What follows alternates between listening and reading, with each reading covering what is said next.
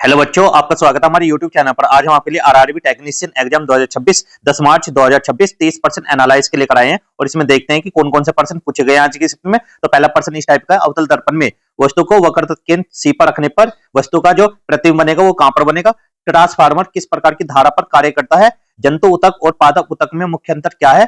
ध्वनि की गति 340 मीटर पर सेकंड है और तरंग दैर्घ्य 2 मीटर है। तो ध्वनि की आवृत्ति ज्ञात करना है। विद्युत मोटर में आर्मेचर का उपयोग क्या है। रासायनिक प्रतीक CO का नाम क्या है। तो इस टाइप के प्रश्न पूछे गए, आइए समझते हैं। सभी बच्चे कमेंट करते हुए चलना। पहला प्रश्न आपके सामने है, एक कोश के जीवों जैसे अमीबा, बैक्टीरिया, यीस्ट में प्रजनन मुख्य रूप से कौन सी विधि से होता है। तो कौन सी विधि से होता है इनमें इनमें होता है ऑप्शन नंबर बी, अलैंगिक प्रजनन।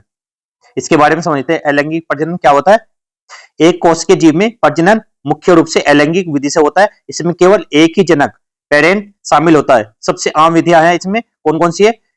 द्विखंडन, बाइनरी फिशन, एक जीव दो हिस्सों में विभाजित हो जाता है। मुकुलन, शरीर पर कली बनती है और नई कोशिका बनती है। इससे अगला प्रश्न जो आपके एग्जाम में पूछा गया, अवतल दर्पण में वस्तु को वक्रता केंद्र C पर रखने पर प्रतिबिंब की स्थिति और आकार क्या होगा। तो इसमें ऑप्शन नंबर बी, प्रतिबिंब केंद्र C पर वास्तविक उल्टा और वस्तु के बराबर बनेगा। कैसे समझना, जब वस्तु को वक्रता केंद्र C पर रखा जाता है तो दर्पण में प्रतिबिंब सटीक रूप से C पर बनता है। प्रतिबिंब वास्तविक, रियल और उल्टा और आकार में वस्तु के बराबर होता है। यह नियम दर्पण सूत्र और वस्तु प्रतिबिंब संबंध पर आधारित है। इससे अगला प्रश्न, अम्ल और क्षार की प्रतिक्रिया से क्या बनता है। तो क्या बनता है, नमक और जल बनता है अम्ल और क्षार की अभिक्रिया से। इसे बोलते हैं उदासीनीकरण अभिक्रिया। देखो, जब अम्ल, एसिड और क्षार बेस मिलते हैं उनका मिलन उदासीनीकरण कहलाता है। इससे नमक और पानी बनते हैं। यहाँ पर HCl और NaOH, ये क्या अम्ल है और ये क्षार है। जैसे यहाँ पर ये बना लवण और ये जल, ये होती है उदासीनीकरण अभिक्रिया। इससे अगला प्रश्न, एक अवतल दर्पण की फोकल दूरी या फोकस दूरी 5 सेंटीमीटर है, वस्तु की दूरी 10 सेंटीमीटर है, प्रतिबिंब की दूरी ज्ञात करनी है। यहाँ पर सबसे पहले हम क्या करेंगे, अवतल दर्पण में हर चीज माइनस की लेते हैं। F कितना है 5 सेंटीमीटर, तो ये हो जाएगा माइनस का 5 सेंटीमीटर। वस्तु की दूरी कितनी है U, माइनस का 10 सेंटीमीटर और V का मान हमारे साथ पूछा है इसमें। तो फॉर्मूला क्या होता है, 1/F बराबर 1/V प्लस 1/U। क्या निकालना है इसमें, V का मान निकालना है। F का मान कितना है, यहाँ पर लिखेंगे माइनस के 5 बराबर V का मान निकालना है और U का मान माइनस का 10। अब जैसे ये 10 इस साइड में आएगा तो कैसा हो जाएगा, प्लस का हो जाएगा। तो 1/10 और माइनस 1/5 और ये V ऐसे ही रहेगा इस साइड में 1/V। एलसीएम क्या आ जाएगा इसका 10, 1 माइनस 5 दूनी 10, तो 1/V। तो इसे जैसे हम घटाएंगे, 2 में से 1 जाएगा माइनस का 1/10। तो V का मान कितना जाएगा, V बराबर भी 10 आ जाएगा, माइनस का वो भी। ऑप्शन नंबर बी बिल्कुल राइट आंसर है। ठीक है, इस तरीके से तुम्हें क्वेश्चन ये सोल्व करना था। इससे अगला प्रश्न है अब आपके सामने, देखो यहाँ पर सोल्व भी हो रहा है। इससे अगला प्रश्न, ट्रांसफार्मर किस प्रकार की धारा पर कार्य करता है। ये करता है ऑप्शन नंबर 1 केवल प्रत्यावर्ती धारा या AC अल्टरनेटिव करंट पर कार्य करता है। कैसे, ट्रांसफार्मर सिर्फ AC प्रत्यावर्ती धारा पर कार्य करता है। इसका कारण यह है कि ट्रांसफार्मर वोल्टेज को बढ़ाने या घटाने के लिए विद्युत चुम्बकीय प्रेरण का उपयोग करता है और यह केवल बदलती धारा में ही संभव है, DC में यह काम नहीं करता। इससे अगला प्रश्न, जड़त्व का नियम क्या कहता है। यह कहता है ऑप्शन नंबर ए सही आंसर है, वस्तु अपनी स्थिति तब तक बनाए रखती है जब तक कोई भारी बल न लगे। अब इसके बारे में समझते हैं। देखो, जड़त्व का नियम कहता है कि कोई भी वस्तु तब तक स्थिर रहती है या समान गति से चलती रहती है जब तक उस पर कोई भारी बल न लगाया जाए। यह न्यूटन का पहला नियम है। इससे अगला प्रश्न, NaCl का आणविक द्रव्यमान कितना होता है। NaCl का आणविक द्रव्यमान कितना होता है। सबसे पहले NaCl, Na का जो परमाणु क्रमांक भार होता है, परमाणु भार होता है वो 23 होता है और Cl का होता है 35.5। अब इन दोनों को जोड़ते हैं, यहाँ पर कितना होगा 58.5, लेकिन इसमें 58 के आसपास ही है। तो कौन सा है, ऑप्शन नंबर ए बिल्कुल राइट आंसर है। ठीक है, इस तरीके से जो भी परमाणु भार होते हैं उन्हें दोनों को जोड़ दो। यहाँ पर 2 होता तो 2 से इसमें मल्टीप्लाई हो जाती, लेकिन ऐसा कुछ नहीं है। तो ऑप्शन नंबर ए बिल्कुल राइट आंसर है। इससे अगला प्रश्न आपके एग्जाम में पूछा गया, भारत रत्न पाने वाले पहले संगीतकार कौन थे। तो कौन थे, option number B Ravishankar. Bharat Ratna पाने वाले पहले संगीतकार पंडित रविशंकर थे। उन्हें भारतीय शास्त्रीय संगीत और वैश्विक संगीत मंच पर योगदान के लिए सर्वोच्च नागरिक सम्मान दिया गया था। इससे अगला प्रश्न, आर्टिकल 356 का उद्देश्य क्या है? ये ऑप्शन नंबर ए, किसी राज्य में राष्ट्रपति शासन लागू करना। आर्टिकल 356 के अनुसार अगर किसी राज्य की सरकार सही ढंग से काम नहीं कर रही तो राष्ट्रपति वहां राष्ट्रपति शासन लगा सकते हैं। इसे राज्य में शासन के असफल होने की स्थिति कहा जाता है। इससे अगला प्रश्न, मधुमक्खी पालन को क्या कहते हैं और इसका उद्देश्य क्या है? ये बार बार क्वेश्चन पूछा जा रहा है और कल की शिफ्ट में दो क्वेश्चन आए थे। तो क्या कहते हैं? ऑप्शन नंबर ए, एपीकल्चर कहते हैं शहद, मोम, पराग और रॉयल जेली लेना। मधुमक्खी पालन को एपीकल्चर कहते हैं। इसका उद्देश्य शहद, मोम, पराग, रॉयल जेली जैसे उत्पाद लेना है। इससे अगला प्रश्न जो आपके एग्जाम पूछा गया, सोडियम कार्बोनेट का रासायनिक सूत्र क्या है? तो सोडियम कार्बोनेट का रासायनिक सूत्र क्या? ऑप्शन नंबर बी बिल्कुल राइट आंसर है, Na2CO3। इसके बारे में समझते हैं। सोडियम कार्बोनेट का सूत्र Na2CO3 है। इसमें दो सोडियम आयन और एक कार्बोनेट CO3 आयन होते हैं। इसे सामान्यतः सोडा एस भी कहा जाता है और यह रासायनिक औद्योगिक कार्यों में इस्तेमाल होता है। इससे अगला प्रश्न, 3 kg वस्तु 8 मीटर ऊंचाई पर है।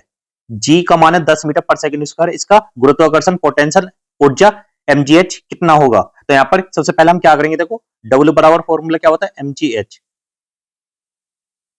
m का मान कितना 3, g का मान 10 और h का मान 8 और 10 की इसमें गुना करेंगे, 8 या 24, 24 की 10 में तो 240 जूल। तो इसका आंसर है ऑप्शन नंबर बी बिल्कुल राइट आंसर। ठीक है। इससे अगला प्रश्न जो आपके एग्जाम में पूछा गया, क्लोरोप्लास्ट किसका कार्य करते हैं? तो क्लोरोप्लास्ट ऑप्शन नंबर ए, प्रकाश संश्लेषण करके शर्करा और ऑक्सीजन बनाना इसका कार्य करते हैं। ऑप्शन नंबर ए बिल्कुल राइट आंसर है। क्लोरोप्लास्ट पौधों और शैवाल की कोशिकाओं में पाए जाने वाले अंग है। इनमें क्लोरोफिल और अन्य वर्णक होते हैं। ये सौर ऊर्जा को ग्रहण करके जल और CO2 से शर्करा, ग्लूकोज और ऑक्सीजन बनाते हैं। इस प्रकार क्लोरोप्लास्ट कोशिकाओं की रसोई का काम करते हैं, पृथ्वी पर अधिकांश जीवन का आधार है। इससे अगला प्रश्न, एक 5 kg की वस्तु स्थिर है, अगर उस पर 0 न्यूटन का भारी बल लगता है तो वस्तु की गति क्या होगी? तो यहाँ पर क्या, जैसे हम 5 kg की वस्तु उस पर 0 की मल्टीप्लाई करते हैं तो गति कितनी हो जाएगी? वो 0 ही हो जाएगी। ठीक है, वो क्या हो जाएगी? स्थिर रहेगी। ऑप्शन नंबर ए बिल्कुल राइट आंसर है। कैसे समझना, न्यूटन का पहला नियम कहता है कोई भी वस्तु तब तक अपनी स्थिति में रहती है जब तक उस पर कोई भारी बल न लगाया जाए। यहां वस्तु पर 0 न्यूटन का बल लग रहा है, इसलिए वह स्थिर रहेगी। इससे अगला प्रश्न, जंतु ऊतक और पादप ऊतक में मुख्य अंतर क्या है? ऑप्शन नंबर बी बिल्कुल राइट आंसर है। पादप ऊतक स्थिर रहते हैं और सहारा व वृद्धि देते हैं। जंतु ऊतक सक्रिय गति और संवेदी कार्यों के लिए होते हैं। पादप ऊतक स्थिर रहते हैं, सहारा, वृद्धि और संरक्षण प्रदान करते हैं। जंतु ऊतक सक्रिय होते हैं, गति, संवेदी कार्य और जटिल शारीरिक प्रक्रियाओं में मदद करते हैं। यह अंतर जीवों की जीवनशैली स्थिर बनाम गतिशील और ऊर्जा आवश्यकताओं के कारण है। इससे अगला प्रश्न, रासायनिक प्रतीक CO का नाम क्या है? तो यहाँ पर क्या, ऑप्शन नंबर बी कोबाल्ट। तो क्या कोबाल्ट इसका रासायनिक नाम है? रासायनिक प्रतीक CO कोबाल्ट के लिए प्रयोग होता है। यह एक धातु है, इसका उपयोग धातु, मिश्र धातु, बैटरी और अन्य रसायनों में किया जाता है। इससे अगला प्रश्न, ध्वनि की गति 340 मीटर पर सेकंड है और तरंग दैर्घ्य 2 मीटर है। ध्वनि की आवृत्ति क्या होगी? तो ध्वनि की आवृत्ति हमें निकालना, तो क्या होता है V, या इसे F से भी डिनोट करते हैं, स्मॉल f। तो यहाँ पर क्या हो जाएगा, गति कितनी है 340 और अपोन में क्या लिख देंगे, लैम्डा का मान क्या है 2 मीटर। 2 से इसे डिवाइड कर तो कितना आ जाएगा 140 हर्ट्ज, 170 हर्ट्ज। तो ऑप्शन नंबर ए, भाई इसे यहाँ पर डिवाइड करना है। ठीक है, ध्यान रखना है यहाँ पर। गोदावरी नदी का उद्गम स्थल कहां पर है? ये option number B, Trimbakeshwar, Maharashtra में। गोदावरी नदी भारत की प्रमुख नदियों में से एक है। इसका उद्गम स्थल क्या है? त्र्यंबकेश्वर, नासिक जिला, महाराष्ट्र में है। गोदावरी नदी का महत्व, यह दक्षिण भारत की सबसे लंबी नदी है और इसे दक्षिण की गंगा भी कहा जाता है। अगला प्रश्न, भारत में मानसून जब आता है तो वह मुख्य रूप से किस रास्ते से प्रवेश करता है? तो ये करता है ऑप्शन नंबर बी, पूर्वी घाट और बंगाल की खाड़ी की दिशा में। कैसे?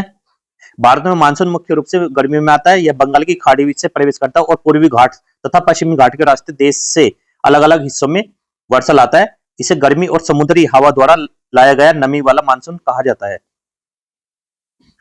विद्युत मोटर में आर्मेचर का उपयोग किस लिए होता है? तो यह होता है ऑप्शन नंबर ए, विद्युत ऊर्जा को यांत्रिक ऊर्जा में बदलना।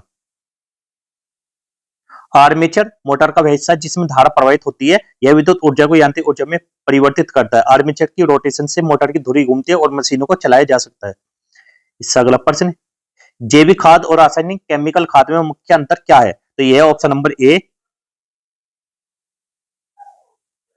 बी बिल्कुल राइट आंसर। जैविक खाद प्राकृतिक सामग्री से बनी होती है, केमिकल खाद रासायनिक उर्वरक होती है। देखो जैविक खाद कैसा है, गोबर, पत्तियां, खाद्य अपशिष्ट जैसी प्राकृतिक सामग्री से बनी होती है, लाभ मिट्टी की उर्वरता बढ़ाती है, पर्यावरण के लिए सुरक्षित है। और केमिकल खाद नाइट्रोजन, फास्फोरस, पोटाश जैसे रासायनिक पदार्थ से बनी होती है, लाभ क्या पौधों को तुरंत पोषण देती है, लेकिन अधिक उपयोग मिट्टी और पर्यावरण को नुकसान पहुंचा सकता है। इसका अगला प्रश्न, एलएएन का पूरा नाम क्या है? इसका है ऑप्शन नंबर ए, लोकल एरिया नेटवर्क। यह एक स्थानीय क्षेत्र नेटवर्क होता है जो सीमित भौगोलिक क्षेत्र जैसे घर, स्कूल, ऑफिस में कंप्यूटर और डिवाइस को जोड़ता है। एलएएन से मदद से डेटा शेयर करना, इंटरनेट शेयर करना और प्रिंटर साझा करना आसान होता है।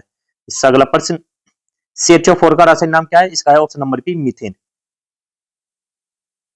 यह सबसे सरल एल्केन है जिसमें एक कार्बन और 4 हाइड्रोजन परमाणु होते हैं। यह प्राकृतिक गैस का मुख्य घटक है। इसका अगला प्रश्न, क्लोर क्षार प्रक्रिया में सोडियम क्लोराइड के जलीय घोल ये ब्राइन का अपघटन करने पर कौन से उत्पाद बनते हैं? तो कौन से बनते हैं? ये बनते हैं option number A, chlorine, sodium hydroxide, hydrogen.